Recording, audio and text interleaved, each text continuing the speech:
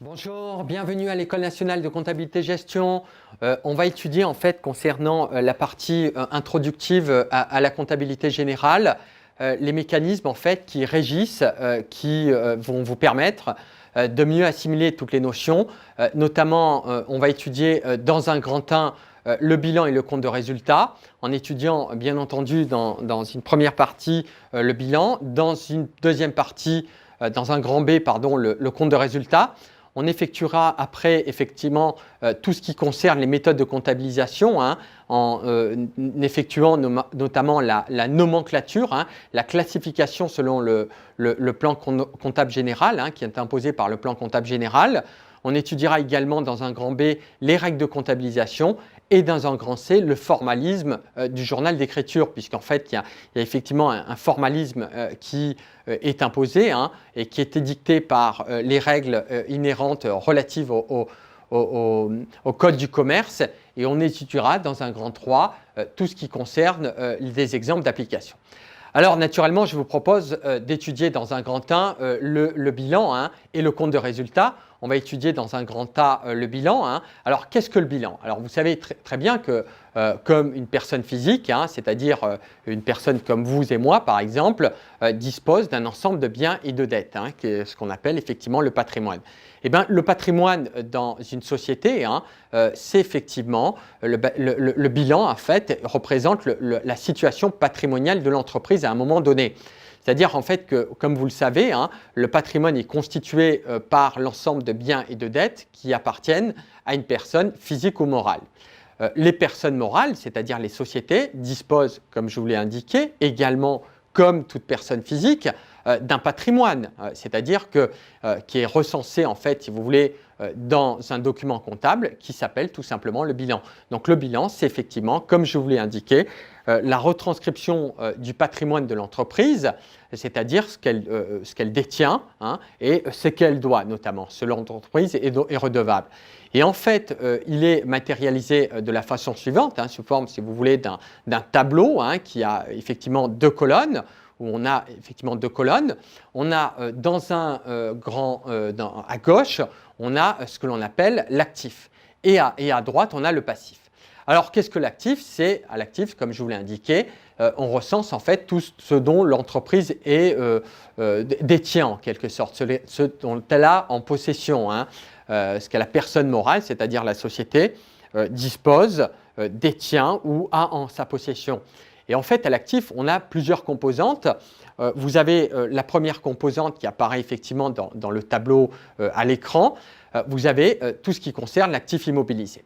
Alors, l'actif immobilisé, vous allez me dire, oui, d'accord, mais qu'est-ce que c'est l'actif immobilisé? Je vous propose naturellement de vous l'expliquer. Dans les immobilisations, vous savez très bien qu'une immobilisation, en fait, je vous le dis désormais, c'est un bien destiné à rester durablement au sein de l'entreprise. Alors, c'est quoi un bien destiné à rester durablement au sein de l'entreprise? On prend un exemple. Vous êtes, par exemple, nous, on est une école d'enseignement à distance, donc nous sommes l'École nationale de comptabilité gestion. À l'actif, on a tout ce qui concerne des biens destinés à rester durablement au sein de l'entreprise. Durablement, ça sous-entend pour une période supérieure à 12 mois. Alors, naturellement, vous avez, par exemple, une voiture. Une voiture, vous êtes d'accord avec moi, c'est un bien qui est destiné en principe à rester durablement au sein de l'entreprise.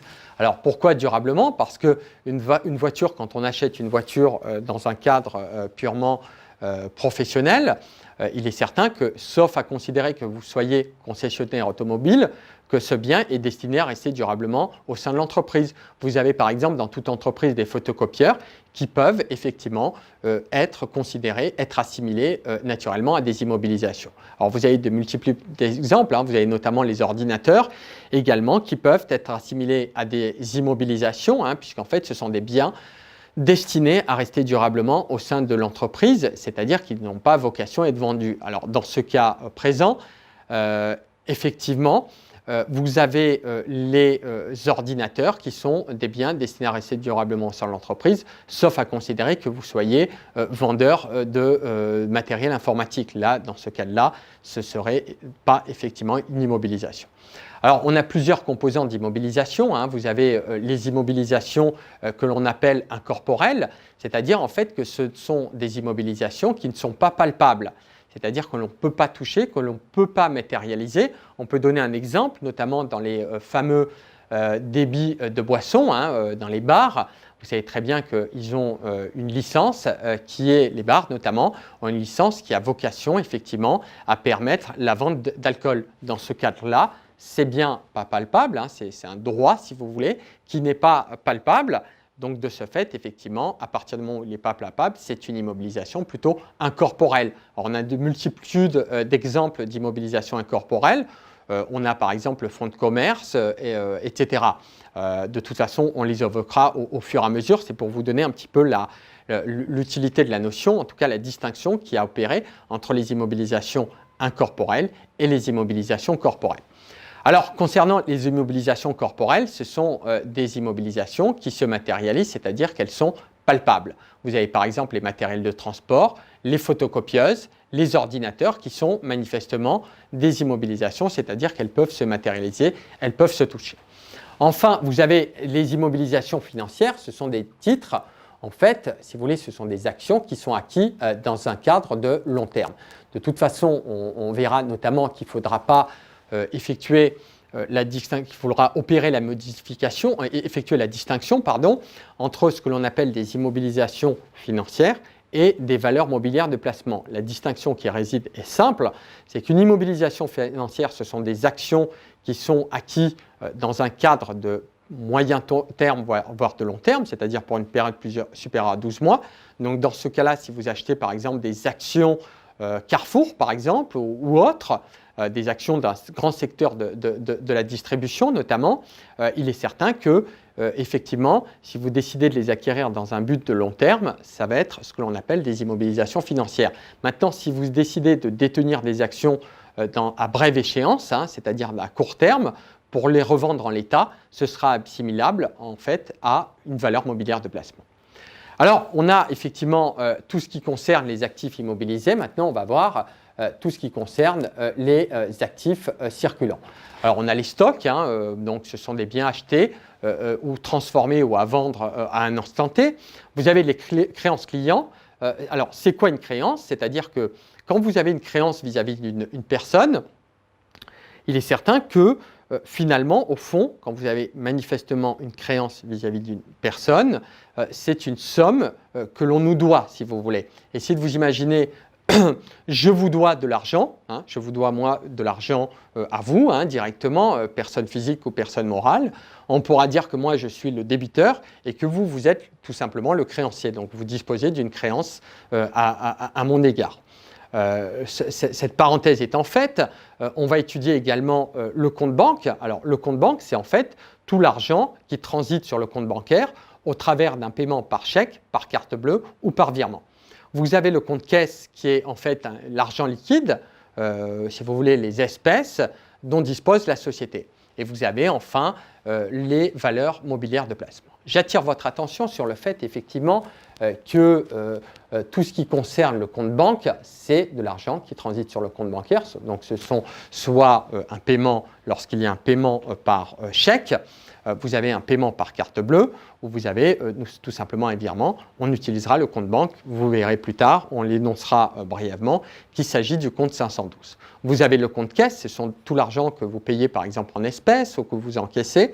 Dès qu'il intervient, on va utiliser un autre compte qui va être le compte 530, d'où l'utilité de la distinction notamment entre ces notions, parce que ça va nous permettre effectivement d'appliquer le bon compte par la suite. C'est-à-dire que vous allez voir effectivement qu'au départ, on ne comprend pas certains mécanismes, mais qu'après, avec les règles de comptabilisation, ce que vous allez suivre dans à peu près une vingtaine de minutes ou un quart d'heure, 20 minutes, ça va vous permettre de maîtriser un petit peu les concepts de base de la comptabilité générale et de maîtriser notamment tout ce qui est relatif aux méthodes de comptabilisation. Alors, au passif, qu'est-ce qu'on a? Au passif, qu'est-ce qu'on a? Au passif, vous avez ce que l'on appelle les capitaux propres.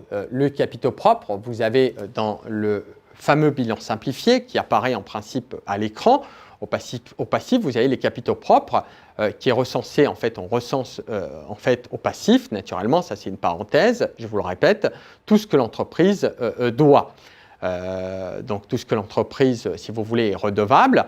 Vous avez le capital. Donc le capital, c'est simplement une somme qui est investie par les actionnaires ou associés en contrepartie duquel ils reçoivent des parts sociales ou actions. Ce n'est pas à confondre avec le compte courant d'associé, qui est un compte qui est un compte totalement différent, puisqu'en fait, je viens de vous dire que, par exemple, si demain vous montez une société, que le capital est de 1 000 €, que vous investissez, par exemple, 50%, on a un capital de 2 000 €, moi j'investis 50%, vous allez investir 1 000 €, je vais investir 1 000 € également, et en principe, vous allez avoir 50% des parts, et moi, je vais avoir 50% des parts également, tout simplement. Donc, il va y avoir une dilution du capital, et grâce à cette somme qui est investie, vous allez recevoir en contrepartie ce que l'on appelle soit des actions, soit des parts sociales, cela dépend du type de société, puisque on parle de parts sociales, notamment dans le cadre d'une ASARL, et d'actions, notamment dans le cadre d'une SA. Mais je ne vais pas vous faire effectivement un cours de droit des sociétés en la circonstance. Ce qui m'intéresse effectivement, c'est de bien savoir ce que c'est le capital. C'est une somme, je le répète, qui est investie par les actionnaires en contrepartie duquel ils reçoivent effectivement des parts sociales. Vous avez également les réserves. Alors c'est quoi les réserves? C'est-à-dire qu'il y a à la fin de l'année, quand vous faites un bénéfice par exemple, vous avez par exemple la loi qui vous impose de mettre en réserve une certaine somme d'argent. Elle décide de mettre une certaine somme d'argent pour consolider, en fait, pour avoir plus de capitaux propres. Vous comprenez bien, effectivement, que c'est, en fait, intuitivement, une fraction ou une partie du résultat qui n'a pas été distribuée aux actionnaires, aux associés, et qui n'a pas été reportée à nouveau. C'est-à-dire, en fait, c'est simplement en fait, une partie du résultat que l'on met de côté, si vous voulez. Comme ça, c'est clair pour vous, et ça va vous permettre d'avancer dans le cadre de votre formation. Et vous avez enfin tout ce qui concerne le résultat. Alors, c'est quoi le résultat? Je vous rappelle que le résultat est situé au passif du bilan. Donc, effectivement, c'est quoi le résultat? C'est tout simplement, le résultat correspond au bénéfice ou la perte éventuelle ou potentielle de la société. Alors, je préfère dire plutôt la perte éventuelle de la société, de la perte de la société. C'est soit le bénéfice, soit la perte constatée lors de l'exercice précédent de la société. Alors maintenant que vous comprenez un petit peu le mécanisme, je vous demanderai de bien apprendre, il doit apparaître normalement peut-être à l'écran, tout ce qui concerne le bilan, de bien apprendre ce bilan parce que ça va être fondamental pour nous permettre effectivement de bien comprendre le mécanisme. Et vous avez enfin, dans un grand B, le compte de résultat. Alors, c'est quoi le compte de résultat? Le compte de résultat, il sert à calculer tout simplement, comme je vous l'ai dit, comme je vous l'ai évoqué, le résultat de l'entreprise. Il permet en fait de savoir si l'entreprise est bénéficiaire ou déficitaire. Alors, vous avez à gauche ce que l'on appelle des charges et à droite les produits. C'est quoi les charges? C'est tout ce qui matérialise, si vous voulez. Alors, je ne vais pas dire une perte, parce qu'en fait, il faut bien distinguer les pertes des charges. Les charges, c'est tout ce qui génère un coût pour l'entreprise. Un exemple, des achats. Des achats, vous pouvez faire un achat, c'est une charge, effectivement, dans ce cas-là. Vous avez en matière de produits tout ce qui concerne les produits. Vous avez, par exemple, les ventes, c'est tout ce qui concerne un gain pour l'entreprise. Alors, vous avez trois composantes qui vous permettent de comprendre un petit peu le mécanisme du compte de résultat, puisque je viens de vous dire qu'à gauche, vous avez les charges, c'est ce qui a un coût pour l'entreprise, et à droite, vous avez les produits, c'est tout ce qui représente, si vous voulez, en quelque sorte un gain pour l'entreprise, notamment par exemple les ventes. Vous avez trois composantes, vous avez les charges d'exploitation, vous avez ce qu'on appelle le pôle, alors j'aime pas dire pôle parce que c'est un peu plus complexe pour certains, cependant on peut avoir la composante exploitation si vous voulez, dans le compte de résultat, vous avez la composante exploitation, vous avez trois composantes, la composante financière et la composante exceptionnelle. Alors pourquoi on ventile ce résultat en trois résultats? Vous allez me dire, vous avez le résultat net qui est en fait la composante, la résultante entre le pôle exploitation, c'est-à-dire vous avez un résultat d'exploitation, vous avez un résultat financier et vous avez un résultat exceptionnel. Et l'addition des trois correspond tout simplement au résultat net. Il est certain que, essayez de vous imaginer, vous avez une entreprise. Comme ça, vous allez comprendre un petit peu le système de fonctionnement. Et essayez de vous imaginer, vous avez notamment, par exemple, une entreprise. vous avez une entreprise, il est certain que cette entreprise, par exemple, a été créée, ou sinon vous voulez acheter par exemple une entreprise, pourquoi pas, vous voulez acheter une entreprise et vous vous apercevez effectivement qu'il y a un résultat net qui est supérieur à 0. Donc vous dites cette entreprise est apparemment bénéficiaire. Simplement, ce qui est intéressant, c'est de voir également ce que l'on appelle le résultat d'exploitation. Parce que comprenez bien que vous avez un résultat, comme je vous l'ai dit, d'exploitation. Vous pouvez avoir un résultat négatif dans ce cadre et un résultat exceptionnel, comme je vous l'ai indiqué, qui est largement supérieur à 0. Si vous avez cela, il est peut-être pas, alors ça dépend effectivement de certaines analyses, en tout cas financières, ou de quelques prospections, il n'est peut-être pas nécessaire en l'état d'acheter cette entreprise. Pour quelle raison? Parce que vous avez peut-être un résultat exceptionnel qui est largement supérieur à 0. C'est peut-être dû, par exemple, si vous avez une pizza, disons, on donne un exemple, vous avez un four à pizza que vous avez acheté il y a 2 ans. Mettons que ce four à pizza a pris énormément de valeur. Que vous le vendez à une somme d'argent largement supérieure à celle que vous l'avez achetée parce qu'il se fait rare, il est certain que vous allez faire ce que l'on appelle, vous êtes d'accord avec moi que la pizzeria a pour vocation notamment à effectuer des pizzas qui vont rentrer dans ce cadre, les ventes de pizzas dans le cadre de l'exploitation. Il est certain que si vous avez une telle pizzeria, que vous avez par exemple un résultat exceptionnel dû au fait que vous avez vendu votre four à une somme supérieure, largement supérieure, vous faites une grande plus-value, il est certain, vous allez comprendre que peut-être l'activité n'est pas rentable, mais qu'elle ne se traduit pas peut-être dans le résultat en question, le résultat global, on me dira, mais bel et bien, elle matérialise le fait que peut-être le résultat d'exploitation est nul, voire négatif. Donc du coup, vous avez un résultat, exceptionnel qui est largement supérieur à 0, ce qui fait que l'activité n'est peut-être pas rentable, puisque par définition, c'est le fait de vendre le four à un prix largement au-dessus de la moyenne, c'est ce qu'on appelle un résultat exceptionnel. Donc si vous voulez, l'année d'après, ça ne va peut-être pas se passer comme ça, donc ça dépend du nombre de pizzas que vous allez vendre, mais il est certain qu'il faut quand même apporter des réserves sur un éventuellement achat. C'est pour cette raison, en fait, l'intérêt justement de la distinction entre le résultat d'exploitation, le résultat financier et le résultat exceptionnel. Après, le résultat financier, c'est tout ce qui concerne, ça correspond à l'activité financière de l'entreprise. De toute façon, je vous l'expliquerai lors de nos prochains entretiens. Retenez bien que dans le compte de résultat, vous avez une composante ou un pôle exploitation, une composante ou un pôle financier, et vous avez également une composante ou un pôle exceptionnel. Alors, le jeu se corse, entre guillemets, parce qu'on va étudier dans un grand 3 tout ce qui concerne, dans un grand 2, les méthodes de comptabilisation en étudiant en quelque sorte la classification dans un premier temps du plan comptable général. Dans le plan comptable général, vous avez en fait une nomenclature, c'est-à-dire qu'on va recenser des comptes et il en existe en tout 7, d'accord? Il en est 7, alors il y en a un 8e et on ne va pas l'utiliser dans le cadre de la comptabilité générale. Ce qui est important, c'est que le plan comptable général propose en fait une classification des comptes en fonction des catégories.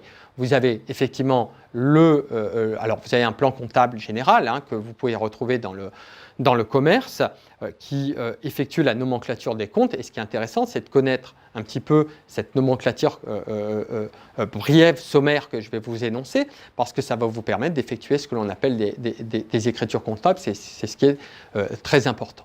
Alors, on va étudier dans un grand 1 le compte 1 capital. Alors, le compte 1 capital, comme je vous l'ai dit, on l'a vu notamment, c'est effectivement la somme qui a été investie par les associés ou actionnaires en contrepartie duquel ils reçoivent des parts sociales.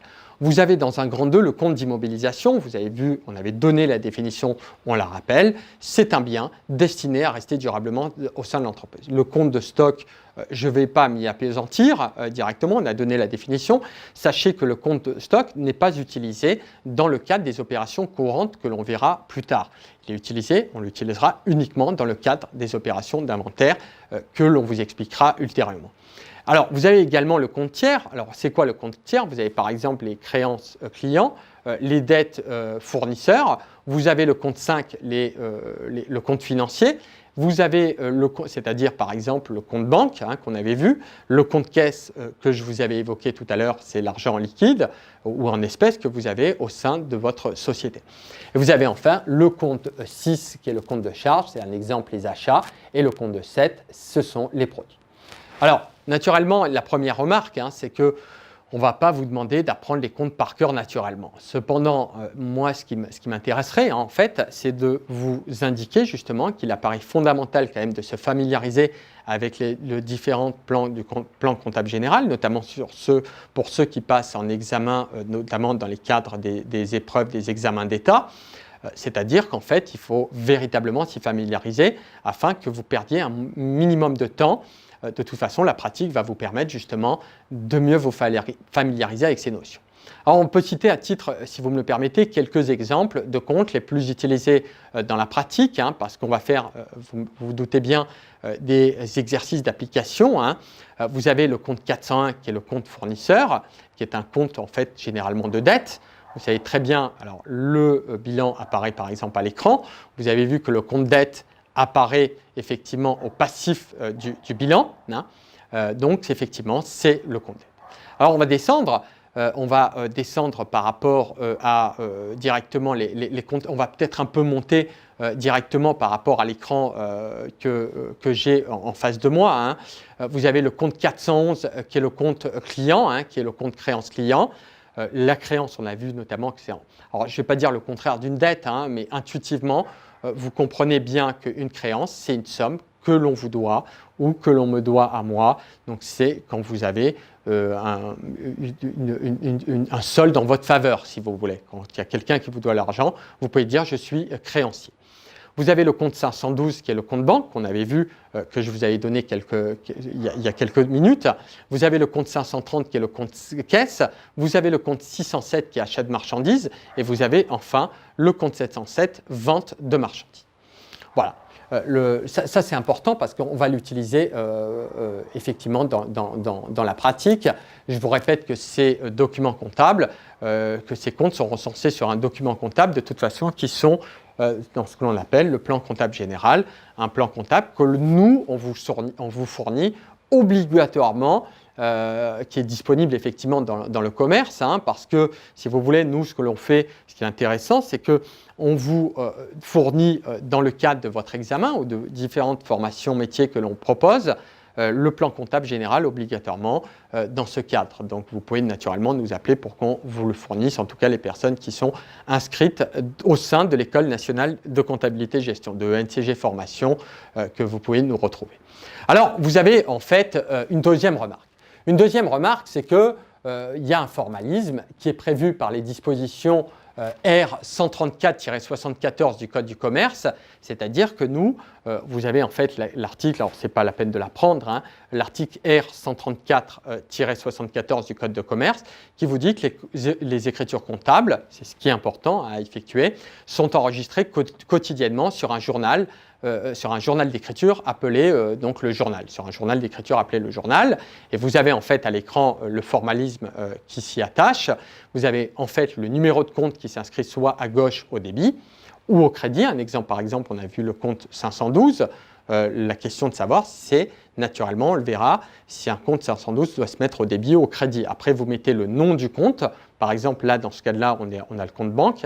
Effectivement, à droite, vous avez par exemple la somme qui s'inscrit directement, c'est-à-dire en fait vous avez le numéro de compte à gauche, le nom du compte par exemple le compte banque et par exemple si on doit le mettre au débit ou au crédit, ça c'est ce qu'on va voir par la suite, et après vous avez le montant à droite, soit au débit, soit au crédit.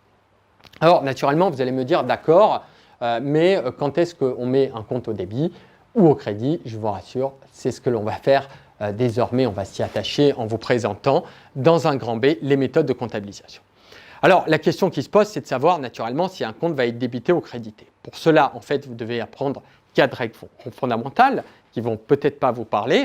C'est-à-dire, en fait, on vous dit, notamment dans beaucoup d'ouvrages, tout compte d'actifs du bilan augmente par débit et diminue par crédit. Tout compte de passifs du bilan augmente par crédit et diminue par débit. tout compte de charge du compte des résultats augmente par débit et diminue par crédit, tout compte de produit augmente par crédit et diminue par crédit. Alors, ce qui est important, naturellement, c'est de savoir absolument comment ça fonctionne. Comment ça fonctionne? Parce que si vous voulez, à l'heure actuelle, il y a des personnes qui n'arrivent pas à se familiariser avec certaines notions comme cela, hein, parce que si vous voulez, effectivement, on vous donne des règles d'or, mais des fois, on ne sait pas comment les appliquer. Alors moi, j'ai une technique que je vous demanderai peut-être de mettre en œuvre, c'est-à-dire qu'en fait, essayez de vous imaginer intuitivement. Vous avez par exemple une immobilisation, d'accord? Vous avez vu à l'écran, ça va apparaître directement, vous avez une immobilisation, d'accord? L'immobilisation, c'est effectivement situé à l'actif. Vous êtes d'accord avec moi que la question qui se pose, c'est est-ce que je viens d'acheter, j'ouvre la porte, d'accord? J'ouvre la porte, on est dans une société, on est tous ensemble, on achète une voiture.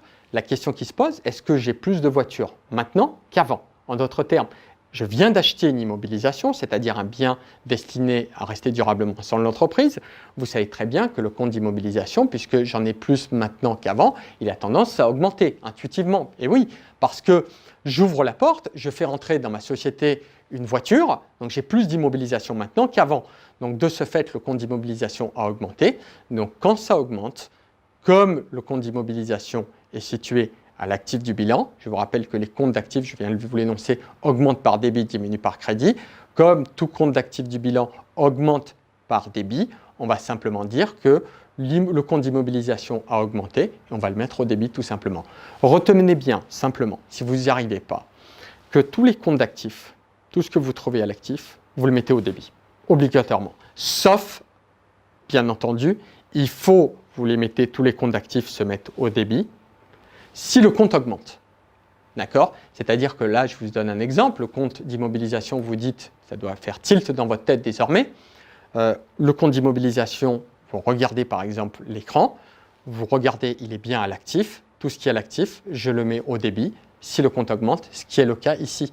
Donc du coup, quand vous regardez votre plan comptable général que je vous ai évoqué, et ça va certainement apparaître à l'écran, vous allez avoir le compte 1, 2, 3, 4, 5, 6, 7. Je vous rappelle effectivement que vous avez le compte 2. Donc le compte 2, vous allez le débiter ou le créditer? Ben, tout simplement, on va le débiter en vertu de l'arrêt que je vous ai énoncé. Le compte d'immobilisation, le fait d'acheter une immobilisation, ça augmente naturellement mes immobilisations, forcément, puisque je viens d'en acheter plus que maintenant. J'en ai plus maintenant qu'avant. Donc du coup, comme le compte d'immobilisation a augmenté, on va le mettre tout simplement au débit et on va mettre le compte 2 au débit, tout simplement. Naturellement, si le compte diminue, vous allez le mettre au crédit. Donc les comptes d'actifs, pour être simple, tous les comptes d'actifs, vous les mettez au débit si le compte augmente. Si c'est le cas contraire, vous les mettez au crédit. C'est comme ça que ça fonctionne. Tous les comptes de passifs, vous les mettez, par exemple, les dettes, ça se met directement au crédit. Les comptes de dette se mettent effectivement au crédit. Si ils augmentent, si la dette augmente, vous la mettez au crédit. Si la dette diminue, vous la mettez au débit. Tout simplement, c'est comme ça que ça fonctionne et on va donner justement un exercice d'application. Alors, dans un grand 3, on va étudier les exemples d'application. Alors, vous noterez effectivement qu'on ne tiendra pas compte de la TVA. Et oui, parce que si vous voulez, nous, dans notre démarche, ce qui est intéressant, c'est de vous signaler qu'on n'intègre pas la TVA, non pas pour faire des résultats erronés, mais justement pour simplifier au maximum les opérations, puisque comme ça, vous allez comprendre tous les mécanismes et après, naturellement, on va intégrer la TVA. C'est pour des raisons purement pédagogiques, ça va vous permettre justement de vous familiariser avec la notion. Alors, on va donner un exemple. On va donner un exemple. J'espère que vous allez en faire comprendre en fait les mécanismes qui régissent les méthodes de comptabilisation. J'ai oublié de vous dire également que les comptes de charge, c'est pareil. Tous les comptes de charge, vous les mettez au débit, d'accord, en principe, et les comptes de produits, vous les mettez en principe au crédit. Voilà. Après, on verra effectivement toutes les histoires de rabais, remises, ristournes, etc. Mais en tout cas, l'essentiel, c'est de simplifier au maximum les notions pour que vous n'opérez pas de confusion. Et après, on expliquera en fait tout de A à Z parce que justement, vous êtes débutant, en principe la plupart, Donc, il faut que vous vous familiarisez avec ces notions parce qu'elles sont absolument fondamentales. Donc, le mieux, c'est de simplifier. On ne va pas faire des choses ultra complexes pour que personne n'y comprenne rien. Non, le but, c'est de simplifier au maximum et d'opérer par progression pédagogique. Alors, on va faire un exemple, achat de marchandises pour 1 000 € de marchandises, par exemple, que l'on règle par chèque bancaire. Et on vous dit facture numéro 245. Alors, on a vu précédemment que le compte d'achat de marchandises, je vous l'ai évoqué, hein, c'est ce qu'on doit, ça doit faire tilt, effectivement, pardonnez-moi l'expression, c'est-à-dire qu'en fait, le compte d'achat de marchandises, c'est un compte de charge, d'accord?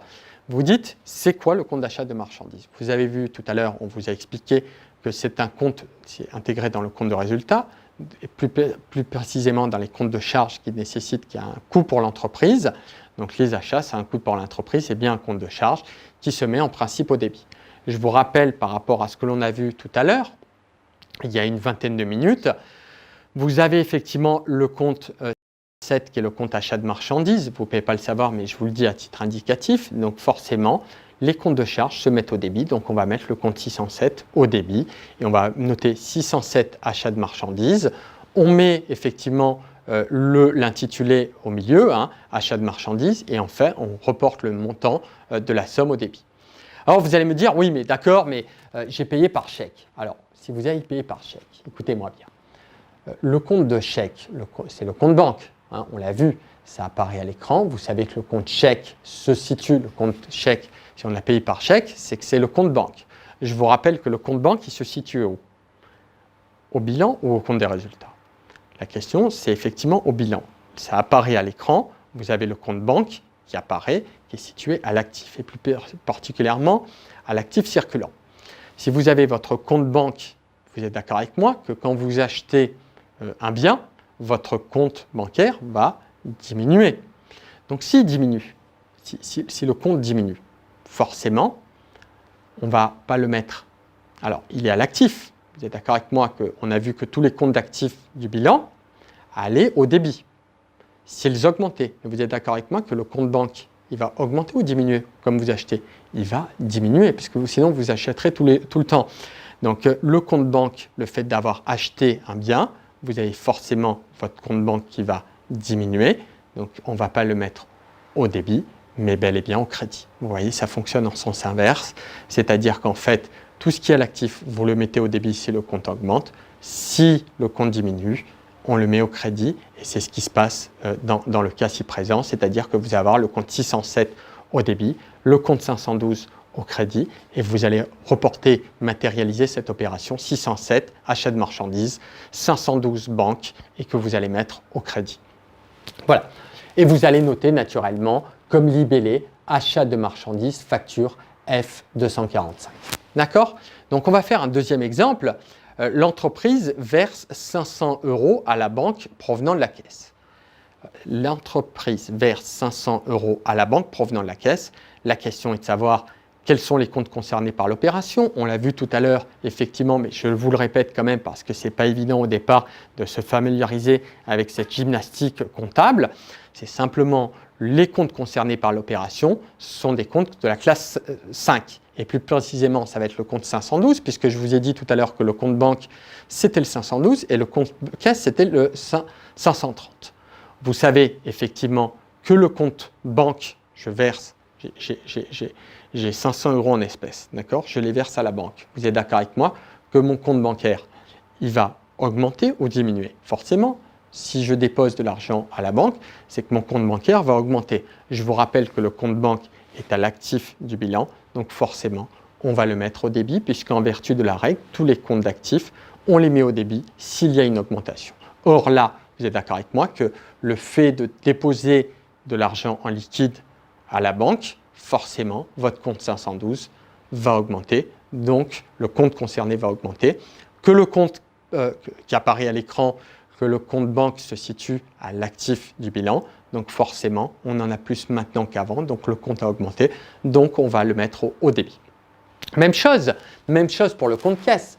J'avais justement, je vous rappelle que le compte caisse se situe, c'est pour ça que c'est important si vous voulez, je pense que vous commencez à comprendre pourquoi c'est important le bilan et le compte de résultat, notamment pour voir la structure patrimoniale, la structure du bilan, la structure du compte de résultat, mais c'est également pour faire des méthodes de comptabilisation. Et le compte 530, c'est un compte caisse, donc forcément, on va l'augmenter.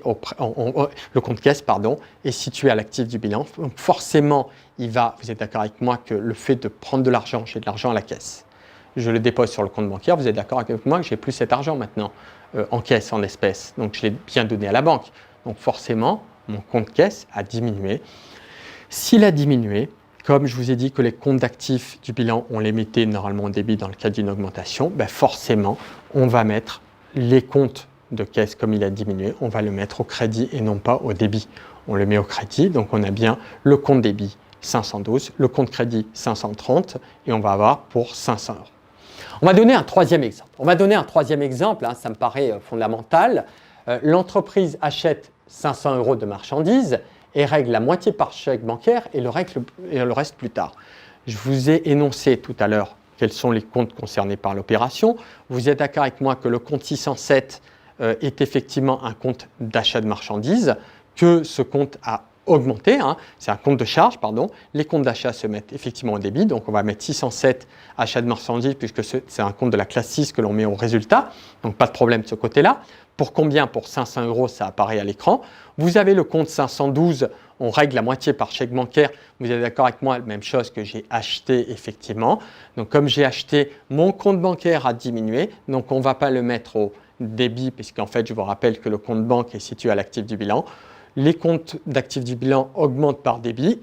Comme le compte a diminué, on va le mettre en crédit en vertu de la règle précitée. Donc on va avoir 512 banques pour 250 €, c'est-à-dire la moitié par chèque bancaire. Et en fait, on vous dit le reste plus tard. Alors le reste plus tard, vous êtes d'accord avec moi, si on vous paye plus tard, c'est que forcément, vous avez une dette. Vous avez une dette, donc vous avez une dette plutôt fournisseur. Le compte dette fournisseur se situe, je vous rappelle que le compte dette se situe quand vous regardez bien votre bilan qui apparaît à l'écran, qui est apparu à l'écran notamment, certainement. Vous allez forcément avoir votre compte 401 fournisseur pour 250 €, c'est-à-dire que vous avez votre compte dette. Je vous rappelle que le compte dette, est-ce qu'il a augmenté ou diminué? Donc forcément, il a augmenté, la dette, elle a augmenté puisque je n'avais pas de dette au départ peut-être sur votre fournisseur, vis-à-vis de ce fournisseur, j'avais une certaine dette, donc forcément il a augmenté, donc je vais le mettre. Alors, vous avez que tout ce qui est au passif, ça se met effectivement au crédit si le compte augmente, ce qui est le cas puisque la dette a augmenté, donc on va le mettre au crédit et on va avoir 607, 512 et 401 pour 250 €. Voilà, j'espère que vous avez compris. Alors naturellement, je vous donne un quatrième exemple. L'entreprise achète 200 € de marchandises et règle par chèque. L'entreprise achète 2000 € de marchandises et règle par chèque. Vous avez le compte 607 justement au débit. Même chose, c'est un compte de charge, c'est un coût pour l'entreprise, donc on le met au débit. C'est un compte de résultat, si vous voulez. Et en fait, on règle par chèque, on a vu le système, c'est le même système de fonctionnement, c'est-à-dire que le compte chèque, effectivement, c'est un compte de la classe banque, c'est le compte banque, qui est le compte 512, je vous le rappelle, on l'a vu tout à l'heure. Et forcément, vous allez avoir le 607 au débit et le 512 au crédit, puisque je vous rappelle encore que le compte banque se situe à l'actif du bilan. Donc, comme le compte a diminué puisqu'on a acheté, on ne va pas le mettre au débit, mais au crédit, effectivement. On va faire un cinquième exemple. L'entreprise achète 1000 € de marchandises et règle plus tard. Même chose, 607 achats de marchandises au débit, le compte 401 au crédit de fournisseur, c'est bien une dette fournisseur pour 1000 €, c'est la même chose. C'est-à-dire que les comptes de passifs, on les met normalement au crédit si le compte augmente, je dis bien uniquement si le compte augmente. Comme le compte dette a augmenté, forcément, puisqu'on vient d'acheter, on a plus de dette et qu'on règle plus tard, et bien forcément, on va avoir le 607 par le 401 pour 1000 €. Et vous voyez, c'est toujours le formalisme édicté par les dispositions du Code de commerce qui vous dit d'écrire sur un journal. Le journal est recensé de la manière suivante, c'est le 607 au débit, le 400, on met les numéros de compte soit au débit, soit au crédit. On met l'intitulé du compte et on met 1000 €, 1000 €. Alors, je n'ai pas mis le libellé ce n'est pas la peine pour l'instant de le mettre, on vous le mettra plus tard. Pour ceux qui sont perfectionnistes, je le ferai naturellement plus tard. C'est juste pour vous expliquer dans un premier temps le mode de fonctionnement et après comme ça va tout seul et après on affinera tout cela au fur et à mesure. Ça paraît assez fondamental et assez logique de ne pas trop complexifier certaines normes comptables, certains éléments. Alors un dernier exemple, si vous me le permettez, ou même un avant-dernier, l'entreprise achète 1 000 € de marchandises, 300 € réglés par chèque et le reste plus tard. Vous avez bien donc votre compte 607, c'est bien un achat de marchandises qui est situé dans le coût de résultat, ça a un coût. Les comptes de charge, on les met au débit, donc on a 607 achats de marchandises pour 1 000 €. Dans le cas présent, on les met au débit naturellement. Vous avez le compte 512, on règle 300 € sont réglés par chèque, donc forcément, on va avoir 512 pour 300 € en vertu de la règle que je vous ai énoncée, que je ne vais pas vous réénoncer à nouveau. Vous avez le reste plus tard, donc il reste effectivement 700 € à régler. Donc le compte dette, bien sûr, il a augmenté. Donc forcément, je vous rappelle que le compte dette se situe au passif du bilan. Ça doit apparaître à l'écran certainement. Vous avez au passif du bilan le compte dette qui a forcément augmenté. Donc on va le mettre au crédit. Voilà. Dans un grand 7, on vous dit l'entreprise achète 7 000 € de marchandises. 300 € sont réglés par chèque bancaire, 300 € en espèces et le reste plus tard. Eh bien, on a effectivement 607 achats de marchandises pour 1 000 €. On va avoir 300 € qui sont réglés par chèque bancaire. Alors, ça doit apparaître peut-être un peu plus bas à l'écran. Vous allez avoir effectivement le compte 512 banque pour 300 € et le compte fournisseur pour tout simplement 700 €. Voilà. J'espère en tout cas que cela vous a été profitable. N'hésitez pas en tout cas à nous poser directement des questions à cet effet. On est disponible naturellement pour toute communication avec les étudiants au numéro qui va effectivement s'afficher à l'écran. Vous pouvez nous appeler directement pour avoir des plus amples informations. De toute façon, on vous mettra également d'autres vidéos directement qui seront accessibles en ligne. Ça me paraît être intéressant. Et on vous proposera également une offre absolument exceptionnelle.